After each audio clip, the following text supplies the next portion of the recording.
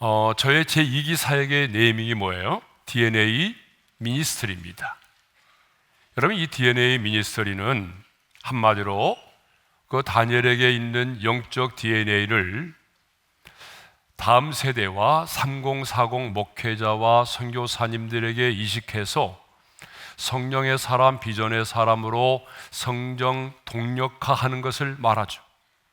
그런데 많은 분들이요, 아니 목사님, 성경에는 많은 인물들이 나오는데 왜 하필이면 그 많은 인물 중에 다니엘이냐라고 물어요. 그러면 저는 이렇게 대답을 하죠. 자, 우리 어린교회는요, 다니엘과 뗄 수 없는 관계에 있을 뿐만 아니라 다니엘은 성경에 나오는 인물 중에 우리의 다음 세대로부터 나이가 든 백발의 세대까지 모두에게 적용될 수 있는 거룩한 영적 DNA가 있기 때문입니다 라고 말합니다. 그렇습니다. 다니엘은요, 우리의 다음 세대로부터 백발의 세대까지 모두에게 필요한 그 거룩한 영적인 DNA를 가지고 있습니다. 성경에 나오는 인물들을 보게 되면 한결같은 사람이 많지 않아요. 어떤 사람은요, 그러니까 시작은 굉장히 좋은데 인생의 마지막이 아름답지 못하는 사람들이 있어요. 여러분, 대표적으로 사울 같은 사람들이잖아요. 시작은 좋은데 마지막이 아름답지 않아요. 어떤 사람들은요, 인생의 후반전은 참 아름다운데 그런데 우리 젊은이들에게 롤모델을 보여줄 수 있는 그 인생의 시작, 그 젊음의 날은 아름답지 못한 사람들도 있어요. 하여튼 인생의 굴곡이 심한 사람들도 있어요. 그런데 다니엘은 그렇지 않습니다. 다니엘은요, 10대의 나이로부터 시작해서 100발에 이르기까지 한결같은 삶을 살았습니다. 한결같이 정체성이 분명한 사람으로, 한결같이 기도의 사람으로, 감사의 사람으로, 순결한 사람으로, 한결같이 영향력 있는 사람으로 살았습니다. 그러므로 다니엘은요, 이 시대를 살아가는 우리의 모든 세대 사람들에게 필요한 영적인 DNA를 가지고 있습니다. 그래서 우리는 지금 다니엘이 가지고 있는 그 거룩한 영적 DNA를 함께 나누고 있습니다. 우리가 지난 시간 4번에 걸쳐서 다니엘이 가지고 있는 영적 DNA에 대해서 나누는데요, 우리 한번 복습을 해볼까요? 그 첫 번째 DNA가 뭐냐 그러면 바로 정체성이라고 하는 분명한 DNA가 있었다라고 하는 거죠. 두 번째가 뭐였어요? 두 번째는 뜻을 정하여 인생을 살았던 그런 거룩한 DNA가 있었습니다. 세 번째, 네 번째는 뭐였어요? 바로 기도와 감사의 습관이라고 하는 거룩한 영적 습관의 DNA를 가지고 있었습니다. 자, 오늘은요, 또 하나의 새로운 DNA를 여러분들에게 소개하고자 하는데요, 그것은 바로 말씀의 묵상이라고 하는 DNA입니다. 자, 우리 2절 상반절의 말씀을 함께 읽겠습니다. 다 같이요. 곧 그 통치 원년에 나 다니엘이 책을 통해 여호와께서 말씀으로 선지자 예레미야에게 알려주신 그 연수를 깨달았나니. 다니엘이 책을 통해서 여호와께서 말씀으로 선지자 예레미야에게 알려주신 그 연수를 깨달았다라고 되어 있어요. 그러면 여기서 책은 어떤 책이죠? 예레미야서를 말합니다. 그러니까 다니엘은 예레미야가 쓴 그 예레미야서를 읽다가 여호와께서 예레미야에게 알려주신 그 연수를 깨닫게 되었다라고 하는 것이죠. 이것은 다니엘이 단순히 말씀을 읽어 내려가는 것이 아니라 그 말씀을 읽어가면서 말씀을 깊이 묵상했다는 것을 말하죠. 그러니까 다니엘은요, 말씀을 읽고 묵상하다가 하나님의 뜻을 깨달아 알게 됐어요. 그러면 다니엘이 말씀의 묵상을 통해서 깨달아 알게 된 하나님의 뜻은 무엇일까요? 두 가지인데요, 첫째는 뭐냐 그러면 자신들이 포로 생활을 하게 된 그 원인을 알게 되었다라고 하는 거예요. 예레미야 25장 그 8절에서 11절을 보게 되면 왜 자신들이 바벨론에게 멸망을 당하게 되었는지, 그리고 심지어는 어떻게 멸망을 하게 될 것인지에 대하여 말씀을 하고 있어요. 하나님은 예레미야 선지자를 통해서 너희가 내 말을 듣지 않았기 때문에 내가 바벨론의 왕 느부갓네살 왕을 불러다가 유다와 예루살렘을 쳐서 진멸하여 놀램과 비웃음거리가 되게 할 것이라고 말씀하셨습니다. 그리고 예레미야 25장 11절에서 이렇게 말씀을 하십니다. 읽겠습니다. 이 모든 땅이 폐허가 되어 놀랄 일이 될 것이며 이 민족들은 70년 동안 바벨론의 왕을 섬기리라. 그러니까 하나님은요, 당신의 백성들을 징계하는 일에 바벨론이라고 하는 이 나라를 징계의 회초리로 사용하시겠다는 거죠. 자, 두 번째로 깨달은 게 뭐냐 그러면 포로 생활 70년이 차면은 예루살렘으로 돌아갈 수 있게 된다라고 하는 것을 알게 되었어요. 자, 예레미야 25장 12절의 말씀입니다. 함께 읽겠습니다. 다 같이요. 여호와의 말씀이니라 70년이 끝나면 내가 바벨론의 왕과 그의 나라와 갈대아인의 땅을 그 제약으로 말미암아 벌하여 영원히 폐허가 되게 하되, 하나님은 당신이 약속하신 그 바벨론의 포로 생활 70년이 끝나면 바벨론의 왕과 그 나라를 그 제약으로 인하여 심판하실 것을 말씀을 하셨습니다. 그리고 예레미야 29장 10절을 보게 되면 아주 구체적으로 바벨론에서 포로 생활 70년이 차면 예루살렘으로 다시 돌아오게 할 것이라고 말씀을 하십니다. 읽겠습니다. 다 같이요.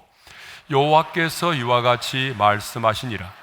바벨론에서 70년이 차면 내가 너희를 돌보고 나의 선한 말을 너에게 성취하여 너희를 이곳으로 돌아오게 하리라.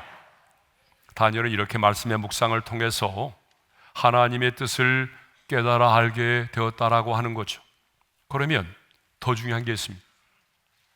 다니엘은 언제 하나님의 말씀을 이렇게 묵상했냐는 거죠. 언제? 자, 다리오 왕이 세움을 받던 첫 해라고 돼 있어요. 자, 우리 1절과 2절 상반절의 말씀을 읽겠습니다. 다 같이요. 메대 족속 아하수에로의 아들 다리오가 갈디아 나라의 왕으로 세움을 받던 첫 해 그 통치 원년에, 여러분 이것은 좀 역사적인 배경을 좀 알아야 돼요. 여러분 우리가 잘 아는 고레스가요, BC 550년에 그 메데라고 하는 나라를 바사 페르시아에게 합병을 시킨 후에 그 메데 사람들의 환심을 사기 위해서 이 다리오라고 하는 사람을 이 메데의 상징적인 왕으로 세웠어요. 그러니까 실질적인 권력자는 누구예요? 고레스입니다. 그리고 이제 이 고레스가 메데와 바사가 연합군이 돼서 바벨론이라고 하는 제국을 물리치게 되죠. 그러니까 이 메데와 바사는 페르시아를 말하니까 이 메데와 페르시아의 연합군에 의해서 바벨론 제국이 무너진 거죠. 그리고 그 페르시아 그 제국의 첫 왕으로 누구를 세우느냐? 고레스가 세워지지 않고 이 다리오를 바벨론 제국을 무너뜨리고 난 다음에 페르시아 제국의 첫 왕으로 세웠어요. 그리고 자신은 그 다리오 왕의 딸과 결혼을 했어요. 그러니까 다리오가 누가 된 거죠? 장인이 된 거죠. 예. 그런데 2년 만에 이 다리오 왕이 죽고 말았어요. 그러니까 실질적인 권세를 가지고 있던 이제 고레스가 드디어 정말 명실상부한 이 페르시아 제국의 왕으로 등극을 하게 되죠. 그래서 그때에 고레스가 왕으로 등극을 하면서 고레스 칙령을 내려서 포로된 유다 백성들을 예루살렘으로 돌아가게 했던 것입니다. 이게 역사적인 배경이죠. 그런데 본문을 보게 되면 다니엘이 언제 말씀을 읽고 묵상하였다라고 말하죠? 바벨론 제국이 무너지고 다리오가 갈대아 나라의 왕으로 세움을 받던 첫 해입니다. 여러분, 정권이 바뀌는 정도가 아니라 여러분, 왕국이 바뀌고 새로운 왕이 등장해서 새로운 통치를 시작하는 그 첫 번째 해, 그러니까 나라가 얼마나 어수선하였겠어요. 여러분, 나라 전체가 막 몸살을 앓고 있을 때가 아니에요? 예? 실제로 성경을 보게 되면 다니엘이 이 다리오 왕 원년의 사자굴 속에 던짐을 받기도 했어요. 그러므로 포로로 잡혀와서 바벨론의 총독에 오른 다니엘의 입장에서 보게 되면 바벨론 제국이 무너지고 새로운 왕국이 들어서고 새로운 왕이 세워졌기 때문에 얼마든지 이런 생각할 수 있는 거 아니겠어요? 아, 이제 나의 신분은 어떻게 되지? 내 신분은 어떻게 되는 거야? 혹시 나도 저들에 의해서 숙청을 당하게 되는 건 아닌가? 뭐 이런 별의별 생각이 들지 않았겠어요? 그런데 이렇게 막 신분이 불안하고 온 나라의 모든 사람들이 극심한 몸살을 앓고 있을 때, 그때에 다니엘은 조용히 하나님의 말씀을 찾았습니다. 그리고 그 말씀을 폈습니다. 그 말씀을 읽었습니다. 그 말씀을 묵상했어요. 그리고 마침내 그 말씀 속에서 하나님의 뜻을 깨달아 알게 되었습니다. 이때 다니엘의 나이가 몇 살인 줄 아세요? 대부분의 성경학자들은 80대 중반의 나이, 약 85세 정도로 보고 있습니다. 그런데 여러분, 이 고령의 나이에도 불구하고 다니엘은 하나님의 말씀을 펴서 읽고 묵상을 했어요. 여러분, 많은 사람들은요, 나이가 들어가게 되면 기억력도 희미하고 집중력도 떨어지기 때문에 말씀을 가까이 하지 않은 경향이 있어요. 그런데 다니엘은 이렇게 고령의 나이가 되었음에도 불구하고 하나님의 말씀을 가까이 했고 그 말씀을 묵상했다는 것입니다. 또 다니엘은 한 나라의 총리로서 얼마나 바쁘고 분주한 삶을 보내고 있는지 모릅니다. 여러분, 총리로서 감당해야 될 일이 얼마나 많아요. 더구나 지금 왕국이 바뀌고 새로운 왕이 들어서는 이 혼란의 시기이기 때문에 여러분, 너무나 많은 것들을 새롭게 또 결정도 해야 되고 결제도 해야 되고 왕에게 보고도 해야 되고 아마 정말 눈코 뜰 새 없이 바쁜 하루하루를 보내고 있었을 거예요. 그럼에도 불구하고 다니엘은 시간을 정해놓고 하루에 3번 감사의 기도를 드리는 습관을 잊지 않았습니다. 그리고 그 바쁜 와중에서도 하나님의 말씀을 읽고 묵상하는 것을 게을리하지 않았습니다. 아니, 하나님의 말씀을 읽고 묵상하는 것을 지금 여러분들이 뭐 제자훈련, 사역훈련 받으면서 의무감 때문이나 체면 때문에 할 때가 많잖아요. 그죠? 여러분 그러지 않아요? 의무감 때문에 새벽기 나오고 체크하니까 새벽기도 나오고 체크하니까 말씀 암송하고 그러잖아요. 그런데 다니엘은요, 어떤 의무감이나 체면 때문에 기도하고 말씀을 묵상하지 않았다라고 하는 거죠. 다니엘이 하나님의 말씀을 묵상하고 기도했던 것은요, 자신의 영혼을 위하여 그리고 하나님의 뜻을 분별하고 하나님과의 친밀함을 유지하기 위해서였습니다. 만일 다니엘이 우리가 여러분 훈련받으면서 하는 의무감 때문에 하나님의 말씀을 묵상했다고 한다면 다니엘은요, 중간에 아마 중도에 포기해버리고 이미 말았을 겁니다. 그런데 여러분, 우리는 어떻습니까? 내 인생에 막 혼란스러운 일이 막 발생을 하게 되면, 아니 바쁘고 분주한 일이 생기게 되면 가장 먼저 뭘부터 멀리하죠? 하나님의 말씀을 멀리합니다. 하나님의 말씀을 읽고 묵상하고 그 하나님의 말씀을 찾는 것을 게을리합니다. 또 나이가 들어가면 눈도 침침하고 집중력이 떨어진다는 이유로 말씀을 멀리할 때가 있어요. 여러분, 저도 마찬가지예요. 잘 안 보이니까 꼭 안경을 써야만이 성경을 읽게 되니까 이전보다도 말씀을 읽는 게 좀 줄어들었어요. 예. 그러나 다니엘은 그러지 않았습니다. 다니엘은요, 바벨론 제국이 무너지고 새로운 왕국이 들어서고 새로운 왕이 통치를 시작하는 그야말로 정치적으로 혼란스러운 때에, 그리고 고령의 나이에, 그리고 바쁘고 분주한 삶 속에서도 하나님의 말씀을 읽고 묵상하는 것을 잊지 않았습니다. 그래서 마침내 말씀 속에서 하나님의 뜻을 깨달을 수가 있었던 거죠. 그런데 다니엘은요, 이 말씀의 묵상을 통해서 하나님의 뜻을 깨닫고 발견하는 아주 맑은 영성을 가지고 있었다는 거예요. 자, 여러분 2절의 말씀을 읽겠습니다. 다 같이요. 곧 그 통치 5년에 나 다니엘이 책을 통해 여호와께서 말씀으로 선지자 예레미야에게 알려주신 그 연수를 깨달았나니 곧 예루살렘의 황폐함이 70년 만에 그치리라 하신 것이니라. 여러분, 다니엘은요, 예레미야서를 읽던 도중에 예루살렘의 황폐함이 70년 만에 그치리라고 하는 이 예언의 말씀을 통해서 바벨론의 포로 생활 70년이 차면 예루살렘으로 돌아가게 될 것이라고 하는 하나님의 뜻을 알게 되었습니다.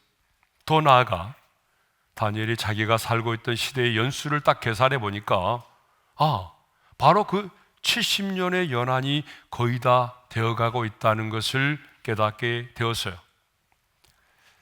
이것을 보게 되면 말씀 속에서 하나님의 뜻을 깨닫고 발견할 수 있는 맑은 영성을 가지고 있었다는 거죠.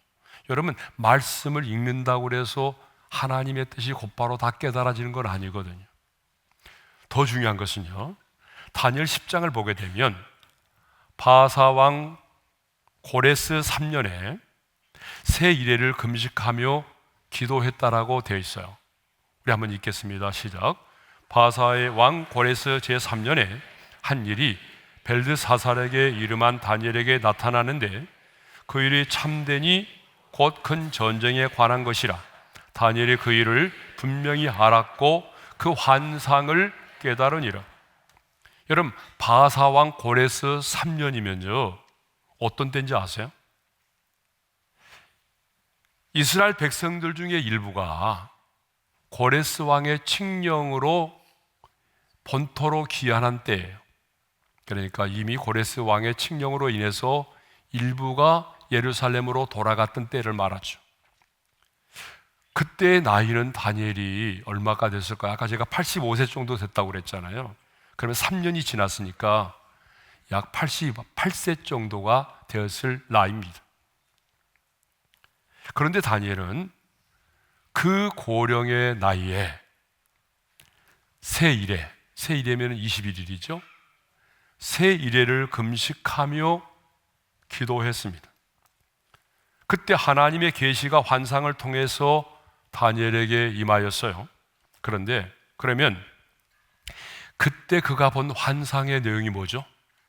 자, 다니엘 10장 1절 하반절입니다. 다 같이요. 그 일이 참되니 곧 큰 전쟁에 관한 것이라. 다니엘이 그 일을 분명히 알았고 그 환상을 깨달으니라. 한번 따라서 하겠습니다. 그 환상을 깨달으니라. 그 환상의 내용이 뭐예요? 곧 큰 전쟁에 관한 것이라고 되어 있어요. 이거 뭐냐 그러면 장차 민족과 민족 사이에 또 배후에서 조종하고 있는 어떤 선한 영들과 악한 영들 사이에 있을 어떤 치열한 전쟁에 관한 그런 내용입니다. 그런데 중요한 것은 다니엘이 그 일을 분명히 알았고 그 환상을 깨달았다는 것입니다. 여러분, 자신이 본 환상이요, 지금 자신 앞에서 이루어지는 사건이 아니에요. 이 내용은 먼 미래에 되어질 일임에도 불구하고 다니엘은 자신이 본 환상에 대하여 분명히 알 수 있었고 깨달을 수가 있었다라고 말하고 있죠. 여러분, 이것을 보게 되면 다니엘은 그의 나이 거의 90에 가까워졌는데 이런 고령의 나이임에도 불구하고 영적으로 깨어 있었던 사람이에요. 그러니까 자신의 육신은 쇠하여졌지만은 그의 영은 맑은 상태를 유지하고 있었다는 거죠. 여러분, 사람은 나이가 차면은 분별력이 떨어지잖아요. 그런데 다니엘은 나이를 초월한 맑은 영성을 가지고 있었다는 것입니다. 여러분, 영성이 뭐죠? 저는 영성을 이렇게 정의해요. 하나님과 나와의 관계, 하나님과의 친밀함, 저는 이것을 영성이라고 생각합니다. 그러면 다니엘이 나이를 초월해서 이렇게 맑은 영성을 갖게 된 비결은 뭘까요? 여러분, 이렇게 나이가 들었음에도 불구하고 하나님의 뜻을 깨달을 수 있는 맑은 영성을 갖게 된 비결이 뭘까요? 환상입니까? 아니에요. 환상을 보았기 때문에 이런 맑은 영성을 갖게 된 게 아니에요. 말씀의 묵상과 기도입니다. 따라서 합시다. 말씀의 묵상과 기도. 예. 말씀의 묵상과 기도가 있었기 때문에 이렇게 고령의 나이임에도 불구하고 하나님의 뜻을 깨달아 알 수 있는 맑은 영성을 가질 수 있었다는 거죠.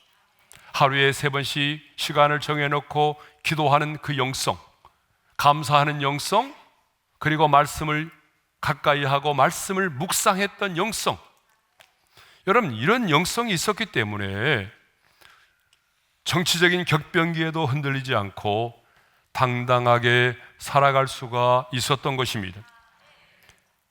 이렇게 맑은 영성을 가졌기 때문에 다니엘은요, 어떤 드러나는 현상만을 보지 않고 일어나는 모든 일들을 하나님의 섭리적인 관점에서 바라볼 수가 있었다라고 하는 거죠. 여러분, 섭리라고 하는 게 뭐죠? 한 사람 한 사람을 향한 하나님의 계획하심과 인도하심을 우리가 하나님의 섭리라고 말해요. 이 세상에 속한 사람들은요, 언제나 드러나는 현상만을 보게 됩니다. 내 눈앞에 펼쳐진 그 현상만을 가지고 판단합니다. 이게 이 세상 사람들의 특징이에요. 그러나 여러분, 맑고 깊은 영성을 가진 하나님의 사람들은 언제나 드러나는 현상만을 보지 않습니다. 그 현상만을 가지고 판단하지 않아요. 그 속에 숨겨져 있는 하나님의 섭리적 관점에서 하나님의 계획을, 하나님의 인도하심을 본다는 것이죠. 여러분, 이게 다른 거예요. 예? 여러분, 지금 이제 이스라엘과 하마스 간에 막 전쟁이 일어나잖아요. 그러니까 사람들은 어떤 관점에서 봐요? 전쟁의 관점에서만 봐요. 무수히 많은 사람들이 죽어가고 있구나만 생각하는 거죠. 예? 모든 사람들은 드러나는 현상만을 가지고 보게 돼 있고 판단합니다. 그러나 하나님의 사람들은요, 표면적으로 드러나는 어떤 현상만을 가지고 판단하지 않고 그 숨겨진 그 사건 속에 하나님의 계획과 하나님의 역사와 하나님의 시간을 본다는 거예요. 자, 예를 들면은 요셉의 형들 있죠. 요셉을 팔아버린 요셉의 형들. 그 요셉의 형들은 애굽에서 총리가 되어 있는 동생 요셉을 만나게 되었어요. 자, 그럴 때 자신들은 어땠어요? 자신을 팔아넘긴 자신들에게 요셉이 복수하지 않을까? 여러분, 복수하지 않을까를 생각을 했어요. 그러나 요셉은 자신을 미워하고 팔아넘긴 형들의 모습만을 보지 않았습니다. 물론 형들이 자신을 미워했고 팔았기 때문에 엄청나게 고생을 많이 했지만 하나님의 섭리적인 관점에서 그걸 바라보았다는 거죠. 그래서 형들에게 이렇게 말하지 않았어요? 우리 한번 읽겠습니다. 다 같이요. 당신들이 나를 이곳에 팔았다고 해서 근심하지 마소서, 한탄하지 마소서. 하나님이 생명을 구원하시려고 나를 당신들보다 먼저 보내셨나이다. 하나님이 생명을 구원하시려고 나를 당신들보다 먼저 보내셨다는 거죠.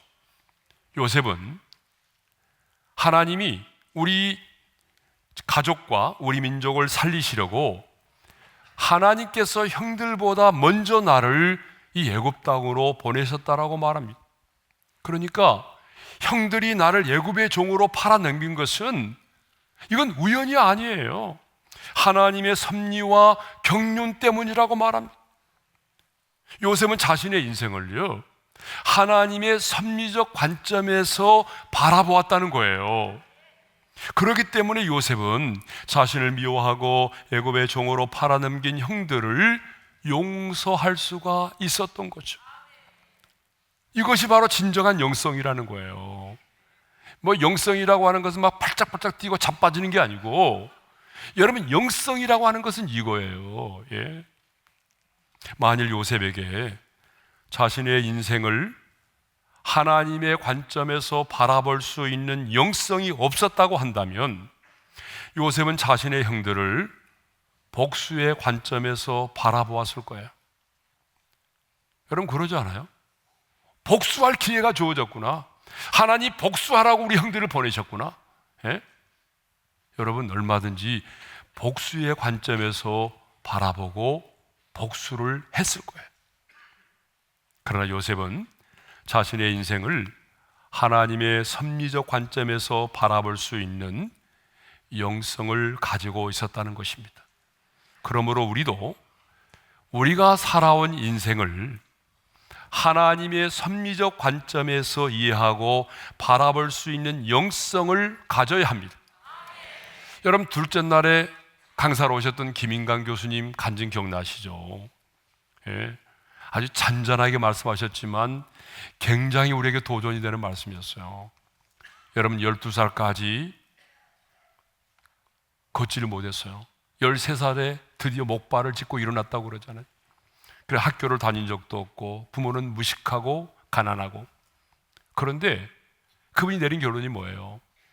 우리 부모님이 배우지 못하고 가난한 것이 나는 너무 감사하다고 말하잖아요. 다른 사람 같으면 왜 우리 부모는 이렇게 가난하고 왜 우리 부모는 이렇게 무식한가?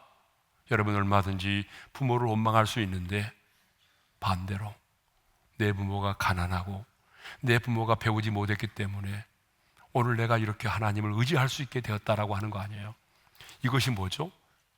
드러나는 현상을 가지고 이해하는 것이 아니라 하나님의 섭리적 관점에서 나를 이해하는 겁니다. 여러분, 아멘이죠? 예. 그러므로 여러분, 우리도 우리의 인생을 이해할 때에 하나님의 섭리적 관점에서 이해하고 바라볼 수 있는 그런 영성을 가져야 합니다. 여러분, 우리 인생 가운데 이해할 수 없는 일들이 얼마나 많아요. 왜 우리 가정에 이런 일이 일어나야 했는지 정말 이해가 되지 않은 일이 너무나 많습니다. 화가 나고 분하고 억울한 일이 얼마나 많은지 모릅니다. 그러나 그럴 때마다 내가 하나님의 보좌 앞에 가서 오랜 시간 동안 머무르면서 기도하면 하나님의 섭리적인 관점에서 이 모든 것들이 이해가 된단 말이에요. 아, 하나님이 이것 때문에 내 인생에 이런 고난을 주셨구나. 하나님이 나로 하여금 이것 깨닫게 하시려고 하나님이 이런 사람을 만나게 하셨구나. 하나님의 섭리적인 관점에서 내 인생을 바라보고 이해할 수가 있게 된다는 거죠. 다니엘에게는 말씀의 묵상을 통해서 하나님의 뜻을 깨달을 수 있는 깊은 영성, 인생의 황혼에도 하나님이 보여주신 환상을 깨달을 정도의 맑은 영성을 가지고 있었습니다. 그래서 겉으로 드러나는 현상만을 보는 것이 아니라 그 현상의 배후 속에 숨겨진 하나님의 섭리와 하나님의 계획을 볼 수가 있었습니다. 그러면 말씀의 묵상으로 하나님의 뜻을 깨달은 다니엘은 어떻게 하였습니까? 3절입니다. 함께 읽겠어요? 내가 금식하며 베옷을 입고 죄를 덮어쓰고 주 하나님께 기도하며 간구하기를 결심하고, 다니엘은 말씀의 묵상을 통해서 바벨론 포로 생활 70년이 차면 포로 생활이 끝난다는 것을 알고 있었습니다. 깨달았습니다. 그런데 중요한 것은 다니엘은 깨달은 것으로 만족하지 않았습니다. 금식하며 베옷을 입고 죄를 덮어쓰고 주 하나님께 기도하며 간구하기를 결심했어요. 내가 이제 기도를 해야 되겠구나라고 생각했다는 거죠. 다니엘은 하나님의 약속과 하나님의 뜻을 깨달았을 때에 이제 조금만 참으면 다 됐네. 다 됐잖아. 이제 조금만 기다리면 되네. 여러분, 그러면서 기다리지 않았어요. 감사만 하고 있지 않았어요. 약속하신 그 말씀대로 하나님이 이루어 주시기를 위하여 기도했습니다. 또 다니엘 10장 1절과 3절도 보게 되면 다니엘은 하나님이 보여주신 그 환상을 보고 그 내용을 깨달았을 때에도 곧바로 세일의 금식 기도를 시작을 했어요. 그러면 왜 이렇게 다니엘은 말씀의 묵상을 통해서 하나님의 뜻을 깨닫고 환상을 통해서 하나님의 뜻을 깨달았을 때에 왜 가장 먼저 기도의 무릎을 꿇었을까요? 그것은 하나님은 기도를 통해서 당신의 뜻과 당신의 약속을 이루신다는 사실을 알았기 때문입니다.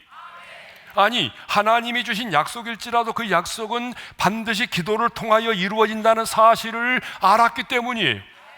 그래서 하나님은 예레미야를 통해서 바벨론에게 70년이 차면, 바벨론에 포로된 백성들에게 70년이 차면 너희를 이곳으로 돌아오게 하리라. 이게 바로 예레미야 29장의 말씀이거든요. 그런데 이 말씀 하신 다음에 예레미야 29장 12절에서 이렇게 말씀하십니다. 다 같이요. 너희가 내게 부르짖으며, 너희가 내게 부르짖으라는 거예요. 에스겔 선지자 역시 에스겔 36장 36절 하반절에 이런 말씀이 있어요. 다 같이요. 나 여호와가 말하였으니 이루리라. 하나님 말씀하셨기 때문에 이루시겠다는 거잖아요. 그런데 여기서 이루시겠다는 게 뭐냐 그러면 바벨론 포로 생활 70년이 차면 예루살렘으로 돌아오게 해주시겠다는 말씀이거든요. 그런데 그 다음에 뭐라고 말씀하십니까? 그 다음에 37절의 말씀을 읽겠습니다. 다 같이요. 그래도 이스라엘 족속이 이같이 자기들에게 이루어 주기를 내게 구하여야 할지라. 그래도 내게 구하여야 한다는 거예요. 하나님이 약속하셨을지라도 그래도 하나님께서 이루어 주시도록 하나님께 기도를 드려야 한다는 것입니다. 사랑하는 성도 여러분, 하나님의 사람인 우리는 하나님의 뜻을 알아야 합니다. 그래야 하나님이 기뻐하시는, 하나님의 기쁨이 되는 삶을 살아갈 수가 있어요. 그런데 하나님의 뜻을 알려면, 하나님 아버지의 마음을 알려면 성령의 감동으로 기록된 그 말씀 속으로 들어가야 합니다. 그러므로 여러분, 우리도 다니엘처럼 우리의 상황이 혼란스럽고 바쁘고 분주할지라도 하나님의 말씀을 가까이 하고 그 말씀을 묵상할 수 있기를 바랍니다. 그리고 그 말씀을 통해서 하나님의 뜻을 깨달을 수 있기를 바랍니다. 말씀 속에서 하나님이 주신 약속을 발견하고 하나님의 뜻을 찾았다면 그 약속이 이루어지기를 위하여 기도할 수 있기를 바랍니다. 왜냐하면 하나님은 언제나 기도를 통하여 당신의 뜻을 이루시기 때문이죠. 그 약속을 지키시는 신실하신 하나님을 찬양하며 나갑니다. 주님 보좌 앞에 나아가 참된 안식과 기쁨 나누리겠네. 경배하며 주의 얼굴 구할 때 신실하신 주님 찬양해. 기도 들으시는 하나님, 기도 들으시는 하나님, 폭풍 속에 내 등불 내 노래시나 주의 날개 아래서 내 맘 쉬리니 신실하신 주님 찬양해.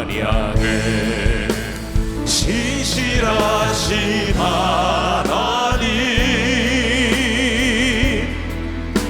신실하신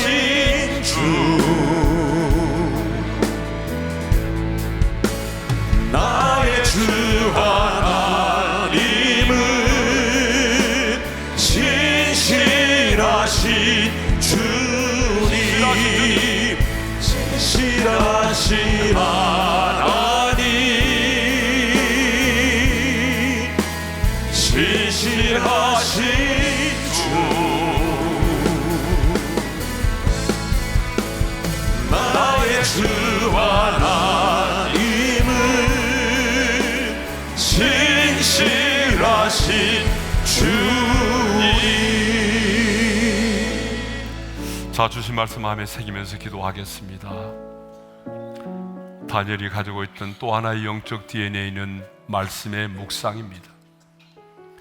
그는 왕국이 바뀌고 새로운 왕의 통치가 시작되는 그 태에 바쁘고 분주한 삶 속에서도 고령의 나이에도 불구하고 하나님의 말씀을 찾았고 읽고 묵상했습니다.